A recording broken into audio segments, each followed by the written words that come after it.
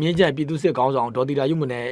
ဒါကျွန်တော်အင်တာဗျူးလုပ်သွားမှာဖြစ်ပါတယ်အင်တာဗျူးလုပ်တဲ့အကြောင်းရင်းကပြီးခဲ့တဲ့ရက်ပိုင်းကစကိုင်းတိုင်းမကွေးတိုင်းမန္တလေးတိုင်း၃တိုင်းပေါင်းပြီးတော့မြင်းကြံတောင်သားနထိုးကြီးမလိုင်းငစုံစီပီကုံစားတဲ့တကြောကိုစစ်သွေးကြွ PDF ဖွဲ့တွေကကျွန်တော်တို့တစ်ချိန်နဲ့တစ်ပြိုင်နဲ့ဝင်ရောက်တိုက်ခတ်ခဲ့ပါတယ်အဲ့ဒီဖြစ်စဉ်မှာဆိုရင်ကျွန်တော်တို့ဒီတက်မတော်ရဲ့စကန်တွေလုံးဝဆုံးရှုံးခြင်းမရှိခဲ့တယ်လို့ပါပဲဒါကျွန်တော်တို့ပြည်သူစစ်ကြေးဝါမှာရှိတဲ့ပြည်သူစစ်စကန်တွေဆုံးရှုံးမှုလုံးဝမရှိဘူးပြီးရင်ကျွန်တော်တို့ yes စကန်တွေဆုံးရှုံးမှုလုံးဝမရှိခဲ့ပါဘူးအဲ့ဒီအခြေအနေနဲ့ပတ်သက်ပြီးတော့ကျွန်တော်တို့မြေပြင်မှာတကယ်တိုက်ပွဲဝင်ခဲ့တဲ့မြင်းကြံပြည်သူစစ်ခေါင်းဆောင်ဒေါ်တီယာယုမနဲ့တိုက်ပွဲရဲ့အခြေအနေကိုကျွန်တော်အင်တာဗျူးလုပ်သွားမှာဖြစ်ပါတယ်ဟယ်လိုအမရေမင်္ဂလာပါကျွန်တော်ကျော်စိုးဦးပါဗျဟုတ်ကဲ့ဟုတ်ကဲ့ပါအမကျွန်တော်တို့ဒီပြီးခဲ့ရက်ကဒီစစ်သွေးကြွအုပ်စုတွေကပေါ့ဗျာမန္တလေးတိုင်းမကွေးတိုင်းစကိုင်းတိုင်းပေါင်းပြီးတော့အမတို့ဒီမြင်းကြံတောင်သားမလိုင်းငစွန်းနထိုးကြီးပေါ့ဗျာဒီကြောတို့ဝင်ရောက်တိုက်ခိုက်မှုတွေပြုလုပ်ခဲ့တယ်လက်ရှိအမတို့ဒီမြင်းကြံကိုစစ်သွေးကြွတွေဝင်ရောက်တိုက်ခိုက်ခဲ့တဲ့အခြေအနေနဲ့တို့ရဲ့အင်အားအခြေအနေပေါ့အခြေအနေလေးသိပြစေမှာမြင်းကြံတော့ခုလက်ရှိကတော့အေးသေးဖြစ်နေတယ်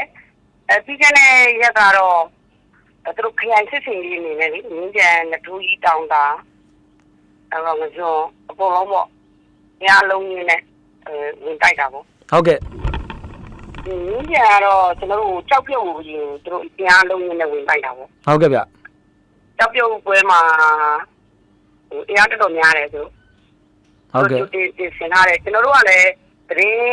အချာနာရထားတာဆိုတော့ကျုပ်တင်ဆင်ထားပါတယ်ဟုတ်ကဲ့ဗျကျုပ်တင်ဆင်ထားတယ်ဟုတ်တယ်သူတို့ဘယ်လိုပြောမလို့ဒီပွဲကိုသူကခရိုင်စစ်စင်ကြီးသူတို့ရေကုန်ရေခမ်းလည်းလုပ်တယ်ထင်တယ်ဒီမြင်းကြံတောင်တာနထိုးကြီးကိုကျွန်တော်အမြင်ကတော့သူတို့ရေကုန်ရေခမ်းပေါ့ဒီပွဲကိုသူတို့အပြက်သူတို့စိတ်တွေးထားတာတော့အပြက်အသက်ပေါ့ဟုတ်ကဲ့အပြက်ရမယ်အဲကြောက်ပြုတ်ပြီးသူကလက်တစ်ကိုဝင်မယ်ဝင်ပြီးရင်ဒီလက်တစ်နဲ့အနီးဆုံးခမ15အဲ့မှာဗတဲ့ဆိုင်မဲ့ပုံစံမျိုးသူတို့ဒီပုံစံချိုးတာပေါ့ဟုတ်ကဲ့ဗျဒီပုံစံချိုးတော့ကျွန်တော်တို့ကလည်းကြောက်ပြုတ်မှကြာရင်ကျွန်တော်အင်အားလည်းဖြည့်ထားတယ်ဟိုတက်ကလည်းပါတာဆိုတော့သူတို့အချိန်နေပေါ့ဒီဘက်စစ်ကူကလည်းမြန်တာကိုကျွန်တော်တို့စစ်ကူကလည်း15မိနစ်20ဆိုကျွန်တော်တို့အရောက်ကိုလူကိုကတော့အချိန်ကိုဘယ်နေရာမှမဆွဲဘူးရအောင်တိုးတော့ဟိုသူတို့လန်သွားပါတယ်မနေ့6:45လောက်သူတို့စတိုက်တာဟုတ်ကဲ့သူကစတိုက်ခြင်းနဲ့သူတို့ကဝင်လာတာဟိုလိုလေးလက်လုံမိုင်းကိုလူသေးကင်ခဲ့တာလက်လုံမိုင်းလေးပြစ်မိုင်းကိုဟုတ်ကဲ့ပြစ်မိုင်းကိုလူသေးကင်ခဲ့ပြီးတော့ဒီကျွန်တော်တို့ဒီစခန်းကြတာနဲ့သုံးသက်တိုင်ဟုတ်ကဲ့ဒီတော့အပီကြီးနဲ့ရင်ထူတာဟုတ်ကဲ့အပီကြီးနဲ့ထူပြီးတော့မှဒီဘရင်းလေးမှန်သမျှကိုသူကလက်လုံမိုင်းဟာအတွင်းထဲကိုအလုံးကိုထားလောက်ဝင်မှထင်တယ်အလုံး40လောက်ရှိမယ်အဲဟိုတောက်လျှောက်ပြစ်တာဟုတ်ကဲ့အပီကြီးက5လုံးလောက်ပြစ်ထဲတ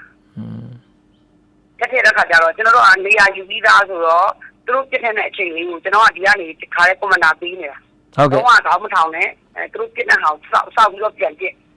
်သူတို့ပြစ်တဲ့ဟာကိုစောက်ပြီးပြန်ပြစ်အဲ့မှာအပီကြီးကတောက်လျှောက်ဝင်တော့ကျွန်တော်ကလေးလေးဟိုထိခိုက်ခံရတာလည်းရှိတယ်ကြာသွားတာလည်းပါလာပေါ့ဟုတ်ကဲ့အမှစစ်ကူကသူတို့ကျွန်တော်တို့စစ်ကူကြတော့အတက်မူရင်သူတို့လာတယ်ဆိုတော့ကျွန်တော်တို့ကဒီကကွန်မန်ဒါနဲ့ဟိုဘက်ကွန်မန်ဒါနဲ့ကျွန်တော်နဲ့ဒီမှာစကားပြောနေပြီးတော့မှဘယ်လန်းဆိုကျွန်တော် white လိုက်တာ white line နဲ့အချိန်မှာသူတို့ကတိုးဝင်ရတာလေသူကဆေးတုံးပြီးဝင်ရတော့ဘေးတွေမကြည့်ဘူးသူတော့အရှိပဲခုံဝင်တာဟုတ်ကဲ့ဟုတ်ကဲ့ဒီကောင်ကဒီမှာကျွန်တော်တို့စစ်ကူလမ်းကြောင်းနဲ့တန်းတိုးတာကျွန်တော်တို့ဘက်ကဒီကတွားလိုက်နဲ့နောက်ကစစ်ကူဖွဲ့နဲ့ဟုတ်ကဲ့အဲ့မှာစစ်ကူဖွဲ့ဖြုတ်တာမနေဘူးတယောက်ကြသွားရင်ဖြောင်းလာတာဆွဲတာဟုတ်ကဲ့ဆွဲတီးတာအဲ့တနောက်တယောက်ထက်ယူတာလူကြီးတော်များတယ်အမတို့ဒီအရှင်းလေးလဲရခဲ့တယ်နော်အရှင်းလဲရတယ်အသေးလဲရရင်နော်အမတို့အဲ့အကြမ်းဖက်တွေဟုတ်တယ်အဲ့ပွဲမှာတော့သင်ရောအသေးရောရတယ်အဲ့ကျွန်တော်တို့ကတော့ရန်သူကဘယ်လိုပဲကြည့်ကြသူတို့ကတော့သိတော့လားအသေးရရင်တော့မျိုးပုံလောက်တာလေဟုတ်ကဲ့ရှင်ရရင်ပုံချိုးမှာပေါ့ကျွန်တော်တို့ကတော့ဒါလှုပ်ထုံးလုပ်နေပဲလောက်တာပါကျန်တာတော့ဟိုသူတို့လိုတော့ကျွန်တော်တို့လိုက်မလုပ်နိုင်ဘူးလေအဲ့တော့မြင်းကြံဒီကြောက်ပြုတ်ပေါ့ဒီကြောက်ပြုတ်ကတိုက်ပွဲကကျွန်တော်တို့ဒီတက်မတော်ပြည်သူစစ်တပ်ဖွဲ့ကဒါအများဆုံးအောင်မြင်မှုရတယ်ဆိုတဲ့သဘောလားမှာအောင်မြင်မှုရတာပေါ့အောင်မြင်မှုရတာပြောမှာပေါ့ဟိုထီသွားတဲ့ကလေးကလည်းသူတို့ထိတာမဟုတ်ဘဲနဲ့ဒီ RPG တတော်လေးများသွားလို့တာလေဟိုတွေးလွန်သွားလို့ပုံစံမျိုးဖြစ်တာပေါ့တွေးလွန်သွားတဲ့ပုံစံမျိုးဟုတ်ကဲ့ဒါနဲ့တစ်ဆက်တည်းပေါ့ဟုတ်ဒါနဲ့တစ်ဆက်တည်းပေါ့ကျွန်တော်တို့ဒီဘက်ကတောင်တာနထိုးကြီးစီမီကုံငါဆိုအဲ့တိုက်ပွဲအခြေအနေနဲ့ပတ်သက်ပြီးတော့အမဘယ်လိုသိထားသေးလဲဗျပြောပြပေးပါဦး တောင်းတာဆိုရင်လည်းတောင်းတာဆိုလည်းပြည်သူစစ်တယ်လေတောင်းတာပြည်သူစစ်ဆိုလည်းဒါကျွန်တော်စတင်ဆွဲပြီးပြခဲ့တာပဲဟုတ်ကဲ့ဒီနောက်ပိုင်းမှာကျတော့သူတို့တောင်းတာတက်နေမှုသူတို့ချိတ်ဆက်ပြီးတော့အများအမှားကနေယူပြီးလုပ်ကြတာဟုတ်နောက်ဟုတ်လို့ရင်ဘယ်လိုဆိုရလဲဟိုဒါကြားတယ်3ရက်တောက်ခံတာလေဟုတ်ကဲ့3ရက်တောက်ခံတာမှာကျွန်တော်ပြည်သူစစ်အရာကကျွန်တော်25ပဲရှိတယ်ဟုတ်ကဲ့ပြည်သူစစ်25ရဲ့မိသားစုဝင်နဲ့သူတို့90လောက်3ရက်လောက်ဒီနားမှာခုခံတာဟုတ်ကဲ့ခုခံတာသူတို့ဘယ်လိုရင်စတိုက်တယ်ဆိုမနေ့တစ်ချိန်တော့နနာတိုက်တာမနေ့တစ်ချိန်ညတစ်ချိန်ဟုတ်ကဲ့ဒီဘက်ကလည်းကျွန်တော်တို့ကဒီဘက်ရအောင်ကြည်ရအောင်ပို့တယ်ကြည်ရအောင်ပို့တော့တိုင်းရလည်းကြည်ရအောင်ပို့ပြီးတော့တောက်လျှောက်ပေါ့မနေ့တစ်ချိန်ဖြစ်လိုက်မနေ့တစ်ချိန်2နိုင်3နိုင်လောက်ဖြစ်လိုက်ဟုတ်ကဲ့သူတို့ကဟိုမနေ့9နိုင်လောက်ဝင်ဆို10နိုင်လောက်ပွဲပြီးတယ်သူတို့လည်းနားတာဟုတ်ကဲ့နားပြီးတော့ညနေ2နိုင်လောက်သူတို့လည်းပြန်စားတာဟုတ်ကဲ့ပြန်စားတယ်ကျွန်တော်ကလည်းအဲ့ဘက်ကိုစစ်ကူသွားမယ်အချိန်ကြီးဒီမှာလည်းပွဲရတောက်လျှောက်ဖြစ်နေတာကျွန်တော်ကလည်းဖုန်းနဲ့ပဲအားပေးနိုင်တာဟုတ်ကဲ့ဖုန်းနဲ့ပဲအားပေးနိုင်သူတို့ဖြစ်နေတာဟုတ်ကဲ့ဒီဘက်စပွဲရလည်းဆက်နေတာဆိုတော့တစ်ပွဲကဒီဘက်မှာကျွန်တော်ကလူတိလိုက်တာကဒီကြောက်တုတ်တိုက်ပွဲပဲတိလိုက်တာလေအဲ့နေကဟုတ်တယ်အဲ့နည်းရအဲ့နေကဖြစ်သွားတာကျွန်တော်17ရက်ကွက်ရနှခါကြောက်ရနှစ်ခွက်လုံးကိုလာတိုက်တာထပ်တိုက်ပြီးတယ်သူတို့ဟုတ်ကဲ့ထပ်တိုက်တာကိုကျွန်တော်တို့အဲ့ဖွဲကကျွန်တော်တို့ဖွဲကလည်းကျွန်တော်အကုန်ပြောတာအေးသေးတယ်သူတို့တိုက်တော့တက်ကဟိုနေရာကြီးကလူအဲ့ဒါကြီးမထွက်နဲ့ဒါလည်းကတ်လို့မရဘူးလေအမှမိုက်ခဲဖွဲတက်ခဲ့တာဟုတ်ကဲ့ဘိုးရနေ40ဖြစ်တယ်နားကိုမကြရဘူးနားကိုမကြရဘဲနဲ့မိနစ်20 30လောက်ပြန်လက်သွားတာဟုတ်ကဲ့မဟုတ်မိနစ်20 30လောက်ပြန်လက်သွားကျွန်တော်တို့40တလုံးပြတ်ခဲ့ပြီဟုတ်ကဲ့အဲ့မှာပြန်မကြရတော့ဘူးသူတို့တနောင်းကုန်းဆိုရင်အဲ့နေကပထမနေ့ကိုသူတို့တော်တော်လေးကိုကျွန်တော်တို့တိုက်ကို RPG နဲ့ထုနေတာသူကဒီတိုက်သူအောင် RPG ထုတာဟုတ်ကဲ့ RPG သူတို့မှာပါနေတာလက်လုံးအကုန်လုံးနဲ့ထုတာဒီတိုက်တစ်လုံးထုတာကိုတိုက်ရလဲတော်တော်လေးကောင်းတယ်ထင်တယ်လုံးဝတိုက်မပြူနိုင်တယ်ဒုတိယနေ့ရက်မှာဒီကောင်နဲ့နောက်စစ်ပြီးတော့တစ်ခုတုံးလိုက်ဒါတုံးလဲဆိုဂရောဘုံဒီကိုကျွန်တော်တို့120ကလုံးလောက်ရှိနေပေါင်ကြီးဟုတ်ကဲ့အဲ့ကိုခေါင်းမိုးပေါ်ကိုတစ်ခါတိုင်း3လုံးပစ်ချတာတစ်ခါတိုင်း3လုံးပစ်ချတာဟုတ်ကဲ့ကျွန်တော်ကဒီစစ်ကောင်းတောင်ကြထူအောင်လေဟုတ်ကဲ့ကိုထူအောင်ဟုတ်တယ်ကျွန်တော်အဆက်တရဟုတ်ကဲ့ပါဟုတ်ထူအောင်သူအတက်ငယ်ပါသေးတယ်တက်ငယ်တယ်အတွေ့အကြုံကတော့ဒီလိုသူတို့ကတော့ခုခံပြီးတော့နေရနဲ့ဖွဲ့ပြီးတော့ရမယံကတိုက်ပွဲအတွေ့အကြုံကတော့ထိုက်တဲ့လောက်ရှိပါတယ်ဒါပေမဲ့အဲ့ဒီမှာဖြစ်နေနေကြတော့စိတ်ကြကြန့်ခိုင်းတာပေါ့ဒီကလေးစိတ်ကြန့်ခိုင်းနေသူကျွန်တော်ကလည်းဒီကနေဖုန်းလိုက်တယ်နေအားမလျှော်နဲ့ရတယ်လုံးဝပဲအချိန်ရောက်ခဲ့မှာငါတို့ရောက်ခဲ့မယ်မပူနဲ့ငါလည်းဒီဘက်မှာယုံနေလို့ဒီချပြောပြတယ်ဟုတ်ကဲ့ကျွန်တော်တိုင်းုံနဲ့တင်တယ်တိုင်းရနဲ့လာပြီးမယ်လုပ်မယ်အကုန်လုံးလိုအပ်တာတော့ဖြည့်ပေးတယ်သူတို့မှတော့ဟိုရုပ်ရှင်တွေရလို့တော့ဖက်ကလေးမရောက်နိုင်ဘူးလေဟုတ်ကဲ့ဒါလေးတွေကလည်းစစ်မြစ်တွေကတနေရာလေးဖြစ်တာမဟုတ်ပဲပြန့်ပြီးဖြစ်နေတဲ့အချိန်မှာလူကြီးတွေလည်းသူတို့စဉ်းစားနေတာပေါ့ဟုတ်ကဲ့နားနဲ့လမ်းကြောင်းကြီးရှိတယ်အဲ့လိုမျိုးလေးဆိုတော့အဲ့ဒီကနေမှညနေပိုင်းကနေမနေ့ပိုင်းကနေစပြီးဒေါ်ဘုံ3လုံးကြီးချတာပါကွန်း6လက်ဘုံနဲ့နှစ်ပြင်းနဲ့တစ်ခါတိုင်း3လုံးကြာတဲ့ခါကျတော့ဒီစလစ်တင်ကမခံနိုင်တော့ဘူးဟုတ်ကဲ့ညောက်ညနေမှာစလစ်တင်ကကျုံပြီစလစ်တင်ကျုံတော့အားဆိုးရင်ကြီးဖြစ်သွားပြီ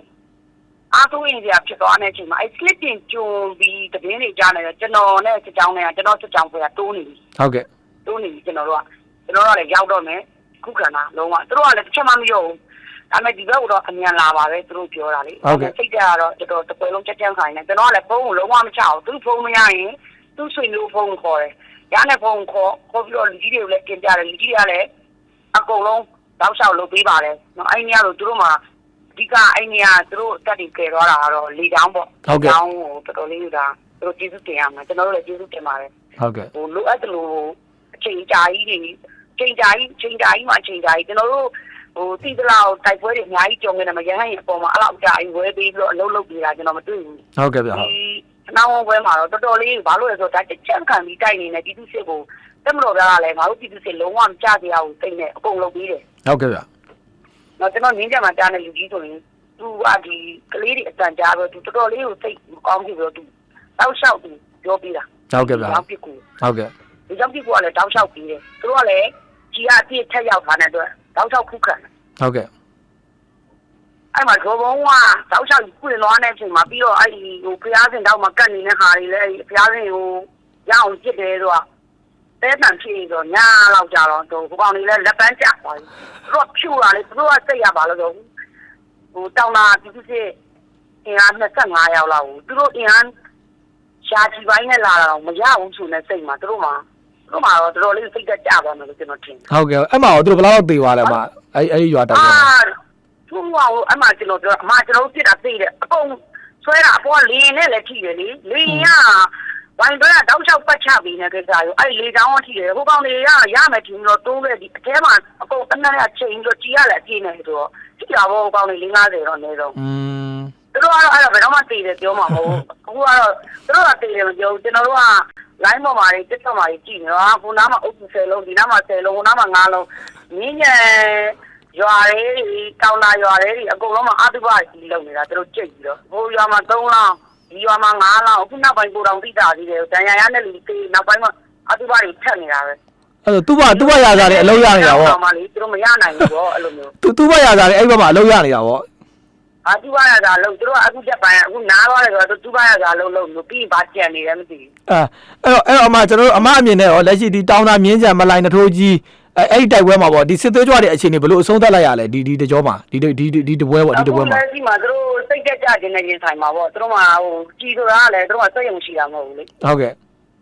စိတ်ယုံရှိတာမဟုတ်လေသူတို့ကကြီးနေသွားပြီကြီးနေတော့အခုသူတို့ပလန်ပြန်ဆွဲနေတာပေါ့ပလန်ပြန်ဆွဲနေတာဆိုတော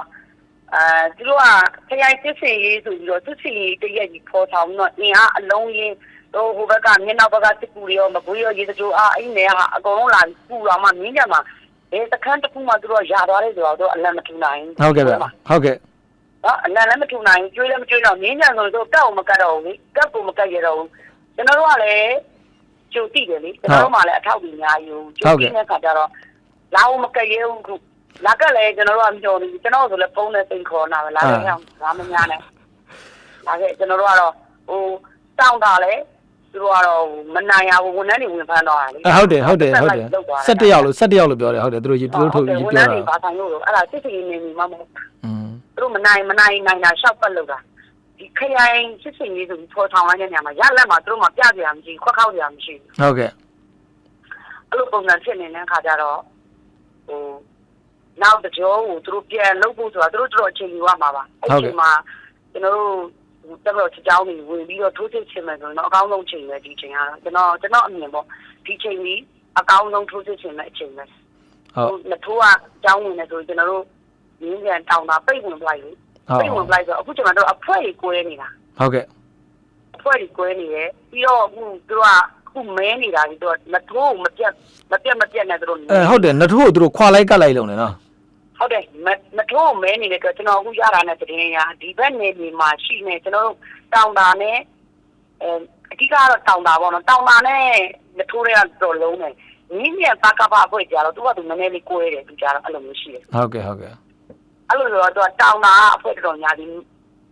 မထိုးကြီးမှာသွားလုံးထားပြီးတယ်အခုကျွန်တော်ဒီလောက်တော့မထိုးကြီးမှာသွားလုံးတော့မထိုးကြီးကိုဘယ်နေ့သူတို့ပြန်လုံးမလဲဆိုတော့အထီးလေးပလန်ချနေတယ်ဟုတ်ကဲ့ဗျဟုတ်လန်ချနဲ့ဒီချိန်မှာကျွန်တော်တို့စကြောင်းတွေ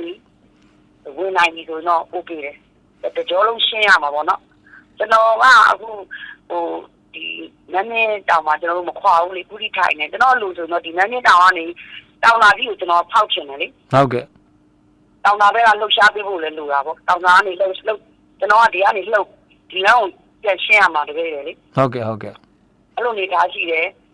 သူတို့ပြန်ပြီးနလန်ပြဖို့တော့တော်တော်ချိန်ယူရမယ်အခုကတော့သူတို့ဒီရပိုင်းမှာအားကျုံးမှတဲ့အားခဲထားသလောက်သူတို့တဲလေးကြီးတုံတယ်လို့ဖြစ်သွားတဲ့အနေထားမှာကျက်လေဥမောဘောတော့တော်တော်လေးလုံးယူရမယ်ကျွန်တော်ထင်မြင်ချက်ပေါ့ဒါအဲ့တော့ဒီပွဲမှာဒီစစ်သွေးကြောင့်အုပ်စုတွေတော်တော်ကြီးအတုံးရုံးသေးရဆိုတဲ့သဘောပေါ့အတုံးရုံးသေးမယ်သူစိတ်ဓာတ်တွေပြတ်ပြားသွားရဆိုတဲ့သဘောပေါ့နော်အမဟုတ်တယ်ဒီလိုတက်ကြီးဆိုရင်လည်းသူတို့တန်ရာရတာတွေလည်းများတော့အခုရှိကူးနဲ့အပိုင်းသူတို့လုပ်နေကြတာလေဟုတ်ကဲ့ဒီမှာခရိုင်စစ်စင်ရေးဆိုပြီးလာထိုင်တာကျွန်တော်တို့မြင်းကြံမျိုးအရင်2020ရွေးကောက်ပွဲကလွတ်တော်ကိုယ်တည်းလေမြို့လွတ်တော်ဒီလွတ်တော်ကအောက်မျိုးလက်ပေါ့သူကနေကိုဆောင်တာဒီ MEG ခုလက်ရှိသူကဒီရွာဘက်မှာရှိရလေဟုတ်ကဲ့ရွာဘက်မှာရှိရအဲ့လိုမသေးသေးဘူးပေါ့အဲ့လိုမသေးသေးဘူးပေါ့ဟုတ်လားမသေးသေးသူကြံနေသူမိန်းကြနေတယ်သူမိန်းကြနေအဲ့ဒီခေါင်းဆောင်အမလက်ချက်နဲ့ရှင်းပါလားအမမရှင်းချင်ဘူးလားအဲ့ဒီခေါင်းဆောင်ဘလို့ပါအဲ့ဒီစစ်သွေးကြောင့်ခေါင်းဆောင်အမလက်ချက်နဲ့မရှင်းချင်ဘူးလားလို့ရှင်းချင်တာပေါ့ ဘာလို့လဲဆိုသူတို့ကဒီနင်းနယ်မှာရှိနေကျွန်တော်တို့လူငယ်တွေတေးစီအောင်လုပ်တဲ့ပထမဆုံးသူတို့ကနံပါတ်1ခေါင်းဆောင်ပဲလေနံပါတ်1ခေါင်းဆောင်ဒီလူငယ်တွေတေးတဲ့အတွက်အပြည့်ရှိတော့ဒီလူပဲလေဟုတ်ကဲ့အခုထိလေသူတို့ကဒီတိုက်ပွဲတွေပေါ်ဆောင်တာတွေရွာမှာတွေသူတို့အမိတ်တွေနဲ့ခရိုင်စစ်စစ်ခရိုင်ရညွှန်ကြားချက်ဆိုပြီးဖမ်းတယ်ကြီးတယ်လှုပ်တယ်တတ်တယ်ဖြတ်တယ်ဆိုတော့သူကမိန်ပေါ့ဟုတ်ကဲ့ဗျသူဒီအဓိကမိန်တရခံပဲသူကတော့အဲ့တော့ဗျကျွန်တော်တို့ဖြစ်နိုင်တော့ကျွန်တော်လက်တော့တတ်ချင်တာပေါ့ဟုတ်ကဲ့ဗျဟုတ်အဲ့တော့ကျွန်တော်တို့ကဒီနထိုးကြီးတောင်းတာမြင်းကြံမလိုက်တိုက်ဘူးကကျွန်တော်တက်ဘော်ကဒီအကြမ်းဖက်တွေကိုအများကြီးရှင်းလင်းနိုင်ခဲ့ဆိုတဲ့ဒီရလက်ပေါ့နော်နောက်ဆိုဒီလိုမျိုးပြောနိုင်မလားမပြောနိုင်တာပေါ့ကျွန်တော်တို့နထိုးထင်းလိုက်ဒီလိုပဲစီရေးရကျွန်တော်တို့ကစကန်းကိုစီရေးရပြေးလိုက်ရတာမဟုတ်ဆုံးခွာတင်ဆုံးခွာမယ်ပြီးရင်ဟောလားဒီကိုအဖွဲ့တည်းပေါင်းမယ်အင်အားများအောင်ပေါင်းမယ်ပြက်လက်သူ့ကမဒါကနီးပြအမှန်ပဲလေဟုတ်ကဲ့ပါဗျဒါပဲလောက်သွားတာရှိရဟိုစကိုင်းပါသွားတာဘာလို့မရှိဘူးအခုကျွန်တော်တို့လက်ထိုးကဝက်လီစခန်းကိုဘယ်လောက်တောက်ခံခဲ့တော့အေးရအားပြအကျယ်ကြီးမဟုတ်ဘူးမှန်ပါတယ်ဗျမှန်ပါတယ်ကျယ်ကြီးမဟုတ်တဲ့နေရာမှာရန်သူအင်အားအလုံးကြီးနဲ့မိကပ်ပေါ်အဝေးရောတောက်လျှောက်ကြီးလုံးနေတာတော့မှလုံးဝအဲ့မှရှိနေတက်မတော်သားရဲ့ရဲရဲ့လုံးဝတက်ခိုင်နေအခုဒီဟုတ်ကဲ့ဗျလုံးဝတက်ခိုင်လုံးဝအဆုံးမပေးဘူးကျွန်တော်တို့ဟိုထားလိုက်အဲ့မှာစစ်ပညာ100ရှိတယ်ဒါလာကိုင်းတဲ့ကောင်300လောက်ရှိတယ်300 400တက်ချလေးနဲ့အလှည့်ကျချနေကြတာသူတို့ကဟုတ်ကဲ့ဗျဟုတ်အဲ့ဒါတော့နေရောညာရောနေရောညာကိုတက်ပြန်ခိုင်ပြီးတော့မှရင်းဆိုင်နေတာနထိုးနဲ့ဝလူကနထိုးအဲ့ဝလူစခန်းကရဲနဲ့တက်မတော်သားကြီးတော်စိတ်တက်လဲတန်းခိုင်နေအတွေ့အကြုံလည်းရင့်နေတာဟိုသူတို့ကဘာလို့လဲခဏလာပြီးတော့တန်းပြီးတိုက်နေအတွေ့အကြုံနေနောက်တော့အဓိကတော့စမ်းမဲ့တိုက်တကယ်ပဲတိုက်စိတ်တက်တန်းခိုင်မှုကြီးတကယ်ရေချင်းပြေဝါနဲ့ရဲနဲ့တက်မတော်သားနဲ့ပေါင်းထားတော့ဒီဝလူစခန်းမကြောက်ဟုတ်ကဲ့ဗျအမဟုတ်